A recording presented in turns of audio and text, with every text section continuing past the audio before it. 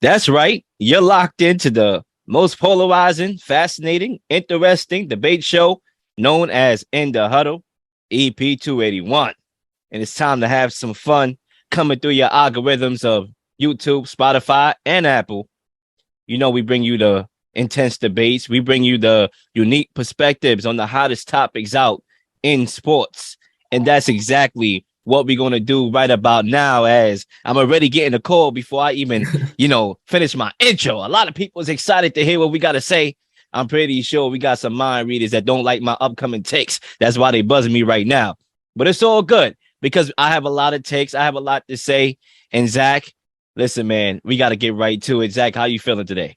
Well, what's going on, my guy? Doing well. Time continues to go on. Already entering week 3 of the season. We say it every year, but it just flies by. And this NFL season, it's been a crazy start. I feel like we've left off just where the playoffs last year ended with that divisional weekend where all 4 games just about ended on the last play of the game. And that chaos has continued into this season. You know it, man. The NFL, there's nothing like it. It's just a reality TV show that we sit down and watch each and every week, each and every year. And just when we think we've seen it all, we see something completely new. And I can't wait to get into it here on In the Huddle with you, as always. And the thing about what you just said about the NFL being a reality TV show, everything is authentic and real. There's nothing staged or scripted up about it, right? The WWE is a great product, but we all know that it's scripted. A lot of reality TV shows that we watch on TV, even the NBA, right?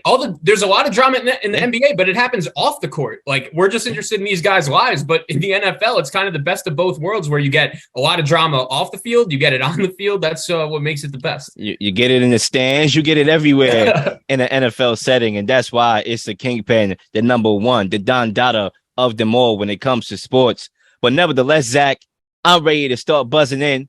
We got our first topic here on today's agenda, and we got to go to Philly here because Jalen Hurts, he shines as the Eagles comfortably, beat the Vikings 24-7, or the Eagles the best team in the NFC. And Zach, if you want to do the honors. Yeah, well, so it's crazy. Before the season started, I not only picked the Eagles to come out of the NFC and go to the Super Bowl, but I picked them to be the number 1 seed in the NFC. And a lot of that had to do with their division, pretty easy NFC East. Their schedule is really favorable, and I think that helps them down the line. And this is a team that won 9 games last year. They made the playoffs.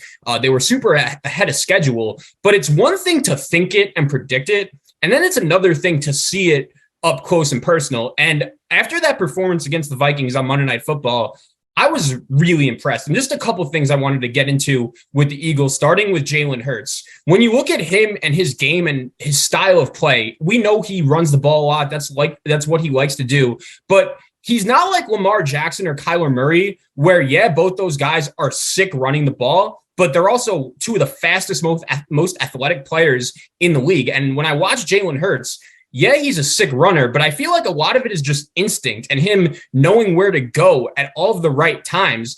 And I'm really impressed by him. And you look at the rest of this Eagle roster, it's pretty loaded. They have a lot of talent. When you look at their offensive line, I love the way they built their team, really focusing on the trenches. So that's really impressive. Howie Roseman is out here making moves right before the season starts to help their team, bringing in Gardner Johnson before last year. He brings in Darius Slay from the Lions. He obviously was a big reason why they won the other night. But I just look at this roster and I'm really impressed. And the other thing I really like about the Eagles and their way of doing business is a few years ago, right, they made a massive mistake in the draft. They took Jalen Reagor, who's now a Viking. He was ironically on the field on the other sideline the other night, over Justin Jefferson, the guy that a lot of people think is the best wide receiver in the league. And for a lot of other teams, like if they made that pick, that's the kind of pick that could set their franchise back 3 or 4 years. And the thing I love about the Eagles is they knew right away, okay, Jalen Reagor, we made a mistake. He's not it. We're not even going to mess with it. The next year, they draft the Heisman Trophy winner, Devontae Smith. The following year, they trade for A.J. Brown, who's one of the 10 best receivers, maybe better in football. They have a sweet tight end in Goddard. They have a good offensive line. They have 3 running backs, including a Miles Sanders, who can run the football. And this team is loaded. Like, everything is there. And one other thing I wanted to say about Jalen Hurts, like, when he was first drafted, part of me thought the only reason why he went that high was because he won some really big games over the course of his college career at Alabama. Like, was he a running back? Was he a quarterback? That's what I was asking myself. I wasn't really sure if he was going to pan out as a pro in the NFL. And the Eagles made a tough decision moving off a guy they were heavily invested in Carson Wentz. But that decision is really the best decision they could have ever made. Because one thing, and this is very important in the draft when we talk about evaluating prospects, the one thing that none of the numbers and none of the measurables can measure is your heart and the how much you want to improve as a football player and your willingness to get better. And with Jalen Hurts, throughout the offseason, we were just hearing these rumblings like, oh yeah, like he's getting better. Watch out, this offense could break out. And they were right. Through 2 games, the Eagles, to me, have looked like the clear best team in the NFC, and that could change. We still have 15 weeks left of football to go. But through the first 2 games, like the Lions are a good team. We agree on that. They're very improved. They're going to be spunky this year. And I know the final score in that game was close, but the Eagles were winning by 17 at the start of the fourth quarter. They were dominating that game until the Lions made it pretty close late. And they kicked the Vikings' ass. Like, that game wasn't really close to me. So, yeah, things could change. And we still have a lot of football left to play. But through 2 weeks, yeah, the Eagles did look like the best team in the NFC to me, but that could change. We still have a long time to go. Yeah, I think when you look at this question, there's a lot of ways you can interpret this simple question right here, right? This question may look easy, but the way how my mind works, there's a plethora of ways I can go here with this route. You could talk from a short-term perspective, simple. The first 2 weeks, who has been the best team in the NFL? You could talk about a longer term perspective. Do you think this team is the best team in the NFC long term? Right? There's a lot of ways you can go. But I'll say the way how I will interpret this question and answer it is I do believe that the Eagles are the best team in the NFC because they have the best roster in the NFC. Now, we all know we've been watching football for a long time that doesn't always mean everything. You can have a great roster, but, your quarterback don't come through for you, or in the playoffs when it matters the most, or a lot of things happen, injuries that makes a good roster, depleted roster now. So, but at the same time, just looking at this roster and how they're playing at this very moment right now, I would say they are the best team in the NFC. And a lot of the reason is because of just looking at them on both sides. Let's talk about the defense, right? Let's talk about, the additions that they added over the offseason defensively. And we all know who leads that defense, Darius Slay. We all know the insurmountable job that he done on Justin Jefferson in this game. This was the same guy in Justin Jefferson who a week prior tore up that Packers secondary. A lot of people say that's a top 5 defense. And yet, for some reason, the defensive coordinator did not want to match Jair Alexander on Justin Jefferson. He had about 5 guys guard this guy, and he went off. But in this game, having a guy that you can rely on and have the faith in to just take his man in Justin Jefferson allows you to be more aggressive defensively because you know that your guy's under lockdown like it's COVID, which he was. Listen, I'm a Justin Jefferson fan, but the guy was in quarantine. Okay, the guy was getting outside for nothing. It is what it is. But I think also when you look at the offensive side of the ball, and we talk about Jalen Hurts, and you say it, he says all the right things. Yeah, you talking a good game, but can you play one? And I think right now what we are seeing from Jalen Hurts this year is that he can play a good game. And I think it all starts with the mindset attributes that he comes with. When you have a mindset of I want to get better and I'm going to take everything it takes for me to improve on my game, now the physical part of it becomes better. The mechanics come better with it.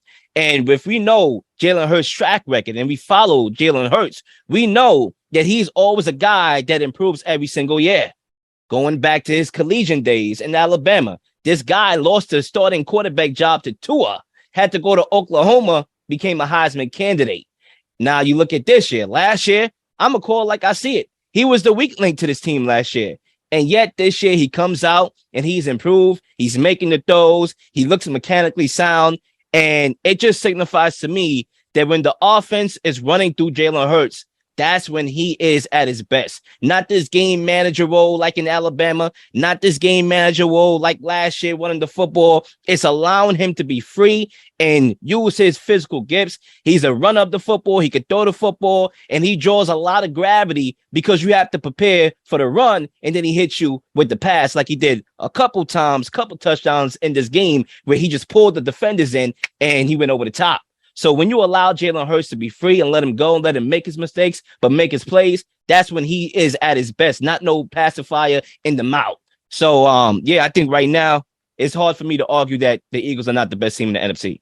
And when you watch him, it looked pretty sustainable, right? There was nothing that really happened in that game Monday night that made you think, oh, this team can't do it again, because through the first 2 weeks of the season, the offense has been humming. And just all the credit goes to Howie Roseman, man, because I remember when Andy Reid went to Kansas City and he was really starting to get all of the power in Philadelphia. It started off bad with him hiring Chip Kelly and the disaster that was, but then very quickly that he built a Super Bowl roster and he won it with a backup quarterback. And then a few years later, it didn't really work out with Doug Peterson and Carson Wentz, even though we both agree Doug Peterson's a pretty good coach and he's going to win some games in Jacksonville. Howie Roseman realized, like, okay, it's not working out anymore. And he brought in a guy, Nick Sirianni, who I don't think anyone heard of him when he was the Chargers wide receiver coach or even the Colts offensive coordinator. But all of a sudden, Howie Roseman brings this guy in. And as a first-year coach, he wins 9 games. And more impressively, like, if you remember at the beginning of last year, the Eagles were not a good team. I remember watching them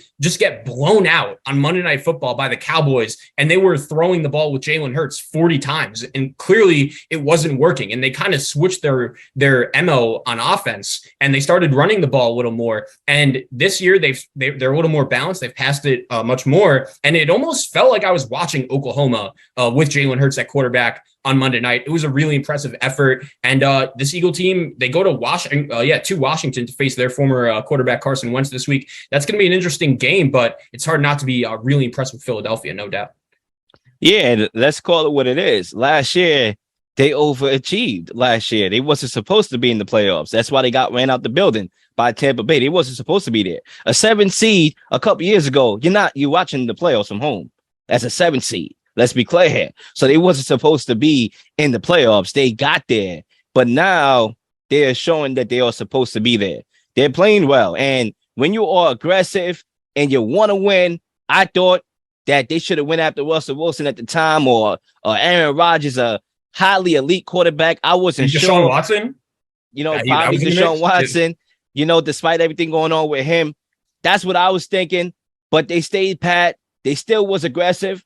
And they said, you know what? We're going to allow Jalen Hurts to show us that you could talk this good game, talking about rent, and I like my rent due on time. You got to show it. And so far, when I saw him in the preseason, I said to myself, that's all I need to see. He looks more comfortable. The offense is moving methodically down the football field, and the defense is as good as any team in the NFC.